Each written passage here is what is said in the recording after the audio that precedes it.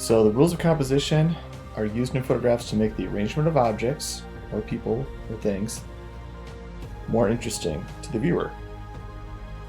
These rules, a lot of them have been around for thousands of years, even all the way back to ancient Greece, where designers, as they were putting together mosaics or paintings, would start using some of these techniques to make their artworks a little more interesting. There are 7 different rules of composition that you'll need to know, and they're within this presentation. One of the things that I'll talk about with this picture here is how there's a use of leading line. So this large diagonal line that goes from the upper corner down to the lower corner, and it helps to draw your attention in and stay within the picture. Our eyes just follow lines. That's the natural thing that they do. So using line in an interesting way can draw people's attention. So our first rule that we'll talk about here officially is the rule of thirds. So with the rule of thirds, we're going to be creating a grid that's superimposed on top of the picture while we're taking it.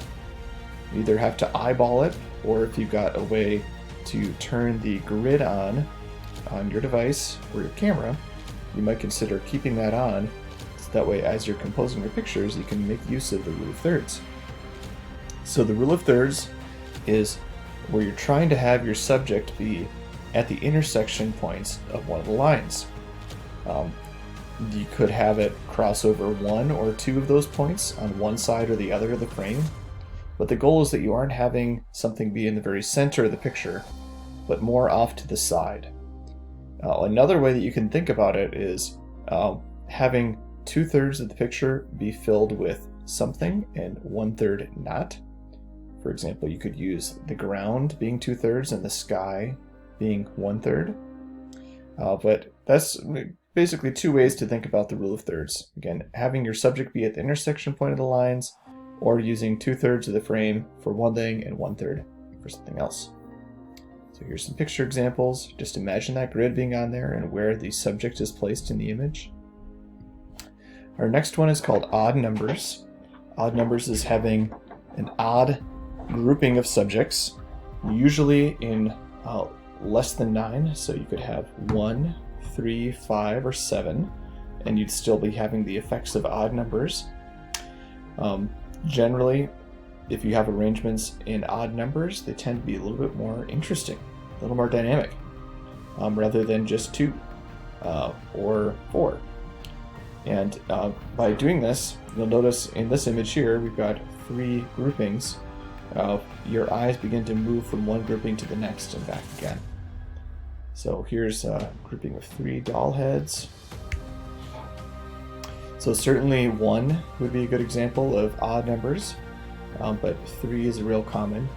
Groupings of 3 tend to be a real popular way to go about using this rule. Our next one is called high camera angle. So we're taking the camera and we're putting it above eye level and even pointing it down a little bit, and that is using a high camera angle. Usually between 5 and 6 feet high is kind of our eye level, so if we go above that, we're using high camera angle. Both this and low camera angle are just different ways to view a scene that normally we wouldn't be able to see, because we're stuck with standing or sitting, and we won't necessarily be able to see that view unless we see it with the picture. So these are some examples of getting that high camera angle going on. You can use it as a way of hiding the background. If you get high enough and you angle the camera down, then you won't see what's behind things. For example, this image here, we don't see the tops of the buildings or the rest of the city, so our focus is narrowed in to just these 2 buildings and the people on the ground. Here's some examples of high camera angle. Low camera angle is just like high camera angle, except the opposite. We go below eye level, all the way down to the ground if we can, and we point the camera up slightly.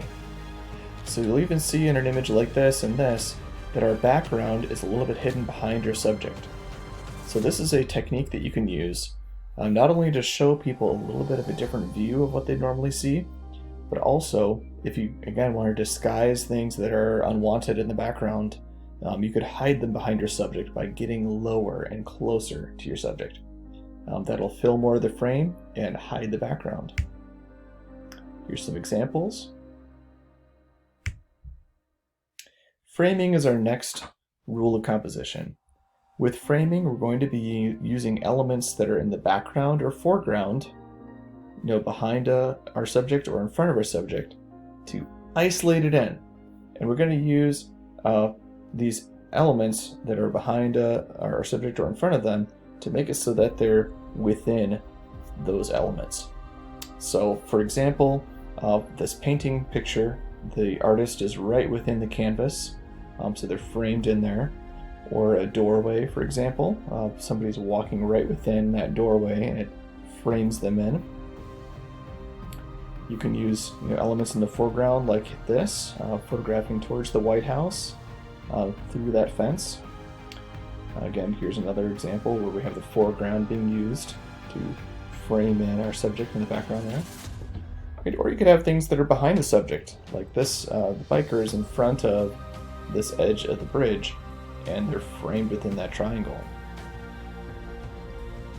Our next rule of composition is called leading line.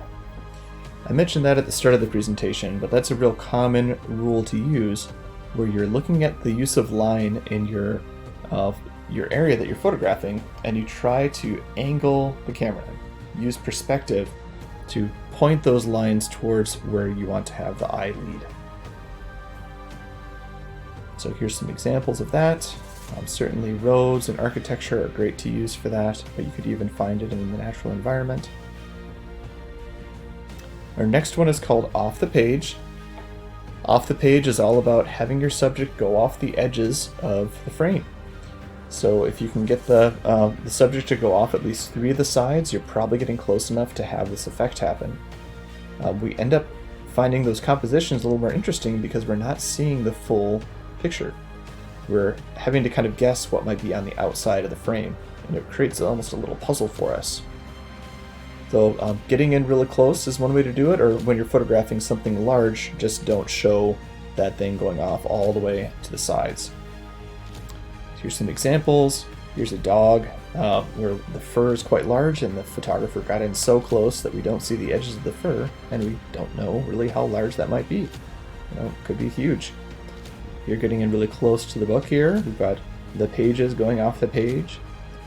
Here we've got our subject coming off the edge of the frame on one side, but also we're not seeing the whole scene. So it begins to kind of get our imagination going as to what the rest of the scene might look like. That is an example of using off the page. Again, you can use these rules and multiple rules in the same picture to try to make your pictures a little more interesting. And that's always the goal in your photography, is to create interesting pictures that are well exposed and have a purpose behind them. So a focal point, a meaning, as in any artwork.